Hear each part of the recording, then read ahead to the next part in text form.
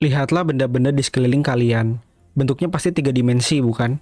Dia punya panjang, punya lebar, dan punya tinggi. Tidak ada benda di dunia ini yang bentuknya dua dimensi atau dimensi lainnya. Orang-orang sering menganalogikan bahwa kertas adalah dua dimensi karena dia hanya punya panjang dan lebar. Tapi ini sebetulnya keliru. Mungkin secara kasat mata, bentuk dari benda ini terlihat dua dimensi. Tapi kalau kita amati dengan perbesaran yang cukup, kita bisa melihat tingginya, meskipun sangat kecil. Sama juga bila kita ingin melihat dimensi yang lebih tinggi, secara teori kita bisa melihatnya. Tapi perlu pengamatan yang sangat sulit, karena dimensi keempat itu seperti terlipat di dalam dimensi ketiga, dan kita juga tidak tahu bentuknya seperti apa. Analoginya begini, bayangkan ini adalah orang yang hidup pada dimensi kedua. Lalu kertas ini kita letakkan di sebuah kain.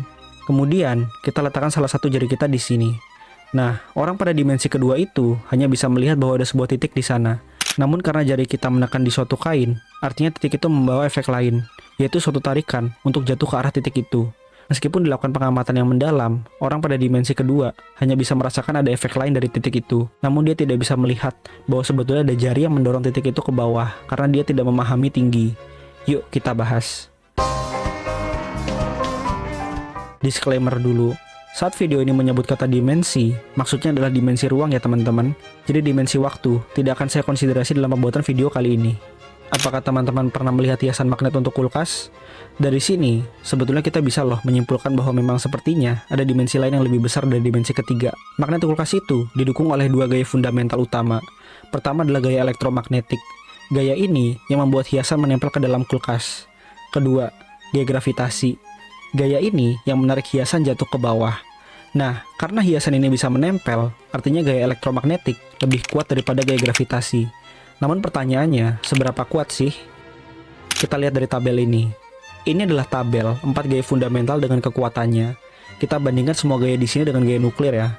Kalian bisa lihat di sini bahwa gravitasi adalah gaya dengan anomali sendiri karena gayanya jauh lebih kecil, sekitar 1 miliar kali lebih lemah daripada ketiga gaya fundamental lain. Nah, lantas mengapa bisa demikian? Padahal gaya gravitasi adalah salah satu gaya fundamental. Kenapa nilainya jauh lebih kecil? Pada tahun 1998, Arkani Hamed, Dimopoulos, dan De Valli mengusulkan suatu model yang disebut dengan model ADD. Model ini membutuhkan dimensi keempat, dimensi kelima, dan dimensi yang lebih besar untuk menjelaskan mengapa gravitasi bisa melemah. Idenya begini, bayangkan alam semesta ini sebagai selembar kertas 3 dimensi, yang di dalamnya terdapat matahari, bumi, galaksi, dan lain-lain. Nah, di atas dan di bawah ini adalah dimensi ekstra, lebih dari 3 dimensi yang tidak bisa kita akses. Nah, di antara semua gaya-gaya fundamental tadi, gravitasi lah yang bisa merambat keluar dimensi untuk membuat dimensi-dimensi lainnya menjadi kokoh. Bayangkan tanpa gravitasi, dimensi-dimensi lainnya ini menjadi tersebar tidak karuan. Nah, oleh sebab itu, gaya gravitasi yang kita rasakan ini adalah sisa, karena gravitasi juga harus berinteraksi dengan dimensi-dimensi lain. Berbeda dengan ketiga gaya lain yang memang berasal dari dimensi ketiga. Mungkin terdengar abstrak, tetapi teman-teman terima saja dulu konsepnya, karena pada episode ke depan saya akan menjelaskan terkait string theory, sehingga kita bisa tahu kenapa dari semua gaya-gaya fundamental itu hanya gravitasi yang bisa bocor ke dimensi lain. Jadi jangan lupa like, subscribe, dan nyalakan loncengnya ya teman-teman, agar selalu dapat notifikasi dari channel aku.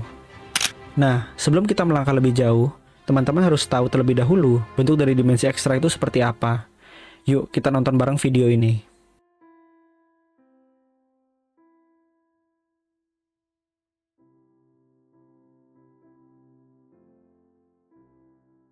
Nah, terlihat bukan bahwa bentuk dari dimensi ekstra itu sangat kompleks dan bahkan sulit untuk dibayangkan. Oke, sekarang kita buat lebih jelas ya. Bayangkan ada kehidupan 2 dimensi di sini, dan ini adalah orangnya. Nah, lalu di sini ada karet gelang yang berbentuk seperti ini. Nah, karena di kehidupan 2 dimensi kita hanya tahu panjang dan lebar, maka bagi dunia 2 dimensi bentuknya akan seperti ini.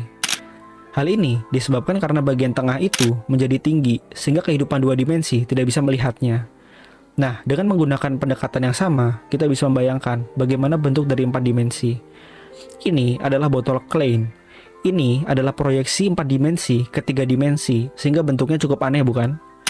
Tapi, ini belum betul-betul merepresentasikan 4 dimensi, karena seharusnya bagian ini tidak terlihat.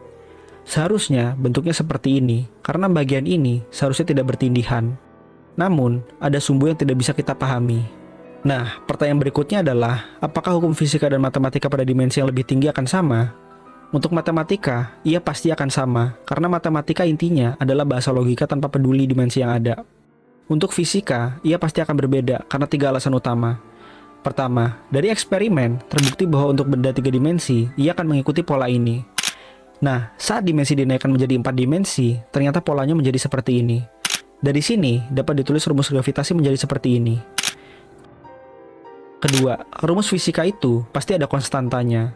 Contoh, ini adalah konstanta Planck, ini adalah konstanta Boltzmann, dan ini adalah konstanta gas ideal. Nah, perlu diketahui bahwa konstanta ini diukur dari kondisi lingkungan tertentu. Saat dimensi menjadi berubah, nilai-nilai ini juga akan berubah. Ketiga, materi di dimensi lebih tinggi jauh lebih berat. Selanjutnya, kita masuk ke pertanyaan, di manakah dimensi ekstra berada dan mengapa ia tidak terasa di kehidupan sehari-hari. Sekarang, kita bayangkan ada radio. Nah, setiap detik, ratusan gelombang radio melewati kita setiap saat, bahkan ada yang menembus tubuh kita. Tapi kita tidak bisa merasakannya. Gelombang-gelombang itu tidak saling mengganggu satu sama lain. Masing-masing hidup di frekuensinya sendiri, di dunianya mereka sendiri, meski secara fisik, ia menempati ruang yang persis sama. Analoginya begitu, dimensi keempat ada di sekitar kita semua, bahkan di tempat di mana teman-teman menonton video ini. Namun bentuknya sangat kecil dan terlipat, sehingga tidak bisa terlihat dan tersentuh oleh kita. Ingat bahwa di fisika, kita bisa melihat benda kalau benda itu memantulkan foton dari cahaya. Kita juga bisa menyentuh benda kalau elektron-elektron di kulit kita bertolakan dengan elektron-elektron di permukaan benda itu. Nah, artinya, benda 3 dimensi hanya bisa melihat benda 3 dimensi, benda 4 dimensi hanya bisa melihat benda 4 dimensi, dan seterusnya. Walaupun semua dimensi itu bertumbukan satu sama lain. Nah, tadi kan kita sudah bahas semua teori yang mendukung bahwa dimensi yang lebih tinggi itu bahwasanya ada. Sekarang kita bahas dari sisi kontranya. Bagaimana dimensi yang lebih tinggi itu kemungkinan tidak ada dan hanya menyisakan kehidupan pada 3 dimensi saja. Ingat bahwa pada gaya gravitasi yang kita bahas, pada dimensi yang lebih besar, artinya gravitasinya lebih lemah. Artinya, bentuk semesta juga akan kacau pada dimensi yang lebih tinggi, sehingga tidak mungkin ada kehidupan di sana. Selain itu, gelombang diprediksi tidak akan merambah secara baik, karena bentuk struktur dimensi yang lebih tinggi itu kompleks. Meskipun demikian, alasan-alasan kontra terhadap kehidupan di dimensi yang lebih tinggi itu cuma hipotesis. Bisa jadi aturannya berbeda, karena rumus fisika pada dimensi yang lebih tinggi itu berbeda.